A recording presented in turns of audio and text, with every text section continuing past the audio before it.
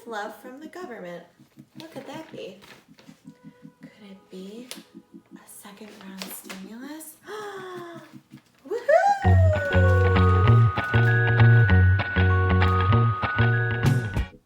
Hey friend, if you're an old friend, welcome back. If you're a new friend, consider hitting the subscribe button below if you're interested in how to monetize motherhood through entrepreneurship. And if you hit that little bell, you'll never have to miss one of my videos. In today's video, we are going to be discussing 6 businesses that you can start with your second round stimulus check.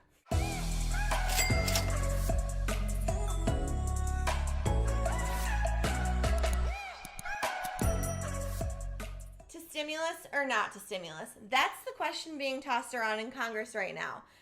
I don't know if we are going to get a second round stimulus at this point during filming on October 8th. But what I do know is that if we do get a second round stimulus, it is an amazing opportunity to invest in yourself and to invest in your business. Investing in a business is going to get you a higher return on investment than, say, like stocks or bonds would. And you have way more control of the outcome. That is why I have investigated 6 different businesses and all the associated startup costs so that I could relay the information to you. If that is something you're interested in, please gently caress the like button while I take a sip of my crappy homemade iced coffee. Thank you. Now we can go on. So, without any further delay, business number 1 is a cleaning and organizing business.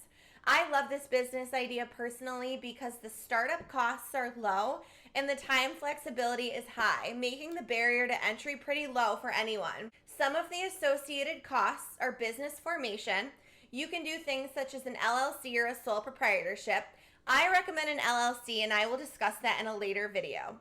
The price of starting an LLC will vary from state to state, but for the purpose of this video, we are going to track it at $200. So that is the first cost for any business of the 6 that I'm going to mention. Your biggest overhead cost is going to be the cost of supplies. I have calculated that $300 can get you a quality vacuum and any products you might need, and also a mop, a broom, any type of tools. Next on the list, you're going to want to make sure you have insurance. I looked at different quotes online, and the most expensive I found was about $50 a month, which covered up to $2 million in liability. You're really going to want to make sure you have insurance in this business because you never know when something can go wrong and you can end up damaging somebody's home. You don't want that cost to fall on yourself, so insurance is always the way to go. Another cost is $22 for business cards. On Vistaprint, you can get 100 business cards for $22. And this is going to be one of your best sources of advertisement. You're going to want to give out cards to all of your friends via word to mouth and tell them about your cleaning and organizing business that you're just starting. In order to drive inorganic traffic, something like Care.com is very advantageous for this type of business. You can both post a listing that you want to clean people's homes, and you can also respond to people who are specifically looking for home care or for housekeepers. $15 a month on Care.com provides you with unlimited access to potential clients. So that is your final cost, bringing the grand total to $587 to start a cleaning and organizing business. Next business you can start with your second round stimulus check is a virtual assistant business. Now, what a virtual assistant does is they provide support to business owners or businesses themselves. At one time, it was more so limited to administrative tasks, but it has become very niche these days. Any skill that you might have, there's probably somebody who's looking for a virtual assistant to do that skill. The most important things you're going to need to start this business are a quality computer and high-speed internet. The cost of a quality computer is about $600, and high-speed internet ranges from 80 to 100, so for the purpose of this video, we'll say 100. You're going to want to market your skills on a website such as Upwork.com where freelancers can market themselves. If you pay $50 a month for at least 1 month, you get access to their premium service, which allows you to talk with unlimited amount of potential clients. You're also going to want to make sure you have business formation in the form of an LLC, which will cost you $200. And you're going to want to have some type of software used by virtual assistants. Software such as Asana or Monday.com can help with things such as time logging and project management. Those will cost you about $20 per month. Something else you might want to consider having is a legal contract which discusses your role so that you and your employer are on the same page, since this is mainly a freelancing position. If you go to Fiverr.com, you can find many legal professionals who can help you formulate one of these documents for $100 or less. This business comes to a total of $1,050 for a virtual assistant business. Now, if you already have a computer and an internet connection, which most people do, you can obviously spend considerably less to start this business. Stick around to the end if you want to hear 3 businesses that I'm going to be trying out on this channel in real time. Business number 3 is my favorite on this list because I feel like it's the only one that pays you to learn a very valuable skill that you can use to level up later on in your entrepreneurial career. And that business is a vacation home property manager. So obviously people have vacation homes and they're renting them out on websites such as Airbnb and VRBO.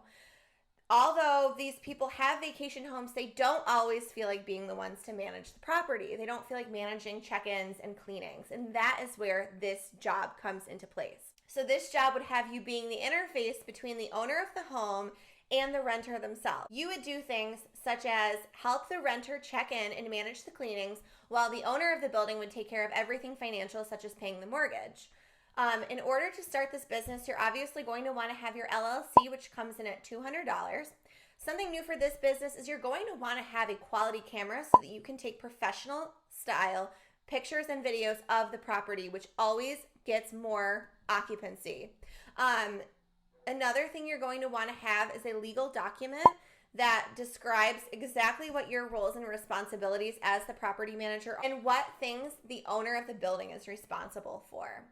There is software such as Guesty, which can help manage multiple different vacation properties, and something like that is going to cost you $20 a month and would probably be very beneficial for this business.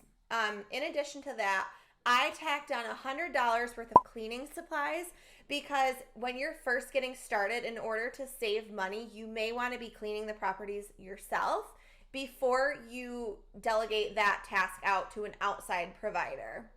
Because it is a fully furnished home, it should have things on hand such as a broom, mop, and a vacuum cleaner, but you would be responsible for any cleaning products that you use to clean the house. And that comes in at $720 for the vacation home property manager. What I meant earlier by leveling up is that you can learn how to be a property manager of a vacation home, and you can go on down the road to actually purchase a home and know exactly how to manage it. So the next 3 businesses, like I said before, are all things I'm going to be trying out on this channel, and this is kind of their debut, just talking about them. So the first one, number 4, is an eBay reselling business. Now what that means is you're essentially flipping products, or it's also known as arbitrage, using eBay. There's 2 different types of arbitrage. There's retail arbitrage and online arbitrage. Retail arbitrage is where you would find a product in a store and like maybe it was on clearance and you would sell it for what its normal price is on eBay. The other version is online arbitrage, where you find something cheap online on one website and you sell it for more on eBay for a profit. So a lot of the things in this cost breakdown are for retail arbitrage. There's stuff that you would need if you were fulfilling packages from your own home or office or workplace, meaning that you would buy the product and ship it out to the person on eBay who purchased it. So first, we're obviously going to have our LLC at $200. You're going to want to have a label printer, which prints out shipping labels and different barcodes that might be needed for eBay. That's going to cost you about $100. A regular printer just for printing out invoices will cost you $50. Packing supplies will come in to start around $50 as well. That's stuff that's boxes, bubble wrap, and tape. You also want to have a shipping scale because you're going to need to know how much something weighs before you ship it. You can get one of those for $35 on Amazon. You're also going to want to have a barcode scanner, and that will run you about $20 on Amazon.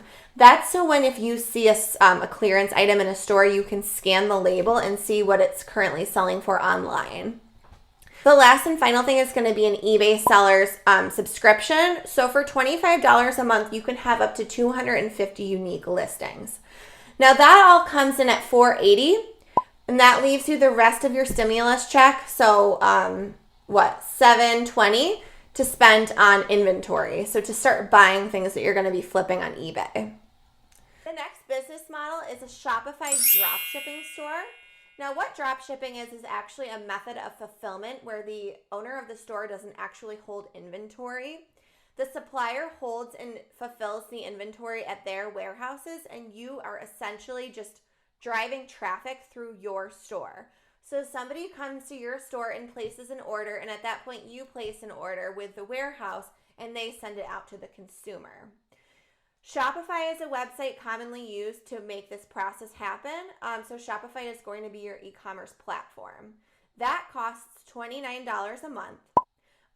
Another thing that you're going to want to pay for is a domain name. So you have a specific name for your website. That can cost anywhere from $5 to $15 a month. So for the purpose of this video, we will say $15 a month. Of course, you're going to want to have your LLC, as always. Because you do have a personalized website, you're going to want to pay for a branding package if you're not a graphic designer yourself. Branding packages can start around $100 on Fiverr, and you can get a graphic design to make you a logo and really help you with your website design. Website design is designed to be very user-friendly on Shopify, and there's many YouTube videos about how to create a perfect website for your Shopify store using a free theme. The majority of your money for this business is going to be spent on ads. You want to drive business through Google ads is you're going to be the majority of your target. To start, you're going to want to spend $25 a day on Google ads so that you're targeting people that are already searching for the product that you're selling. It allows you the opportunity to be one of the top search results on Google. So we're going to spend $25 a day on that. The next thing that you're going to do is you're going to spend $5 on what's called Facebook retargeting ads, where if somebody went to your website and they didn't buy something, that information is actually transferred to Facebook, and the side of your Facebook page will show advertisements for that website. So that's called retargeting. So we're going to spend $5 a day on that for a total of $30 a day for 30 days is $900 in ad spend to get started. Now, you should have a sale by then, but that's just what we're estimating for the purpose of this video. That brings us at $1,245, which I know is a little bit over the $1,200 stimulus, but it's a marginal amount and it's worth it. And last but not least, number 6, an Amazon FBA business. Now, this business is probably the one that I'm most excited about starting on this channel, and that is because Amazon has 50% of the market share of e-commerce right now. And of that 50%, 2/3 are third-party sellers. That means people like you and I have opened an Amazon store, and when somebody goes and searches for something, their store is the one that sells you that item. That is so exciting to me. It means I can get a piece of the pie, and so can you. So in order to start an Amazon FBA, which stands for Fulfilled by Amazon, you're going to want to pay $40 a month for the Seller Pro account, which allows you to sell unlimited items. You can do product research on a website such as Helium 10, where you can do a couple of free searches every day to do product research and find out what product you want to sell. Then you're going to go to a supplier, either be in China, overseas, or somewhere in America, and discuss how they can manufacture the product that you want to sell. You're first of all going to want to order samples of that product and make sure the product is quality so that you don't get returns and unhappy customers. That will run you about $100. The inventory itself, for the purpose of starting this business, we will say $500, and that'll either buy you a lot of inventory or a little, depending on the price of the actual item that you're buying. I just think that that's a really good starting point to just get testing and get started. Next, you're going to want to, of course, incorporate your business with an LLC, which will cost you $200. Something else that people don't often think of is UPC codes, and those are actually the barcodes that you scan. All unique UPC codes can be purchased, and you can get about 10 of them for $250. The next thing you're going to want to consider cost-wise is shipping. First, it will need to be shipped from the manufacturer and then into the Amazon FBA warehouse, and we will estimate that around $100. As with the Shopify store, you are going to want to have a level of branding. You're going to want to have a logo. You're going to want to have packaging, and all of these things can be done on Fiverr.com with a graphic designer for around $100. And that brings our total Amazon FBA business to $12.90. And again, I know it's gone over by $90, but I think it is well worth it.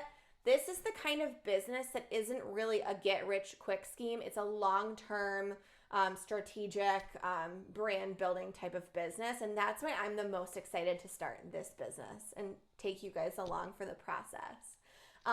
So I really hope that you liked my 6 businesses that you can start with your second round stimulus check. Fingers crossed that we actually get a second round stimulus check. And if anybody starts any of these businesses, please comment below. Let me know how it went, what your status is, how your progress is. I would love to talk about it. Thank you again for having me on your device. And if you liked this video, please give me a thumbs up. Ciao.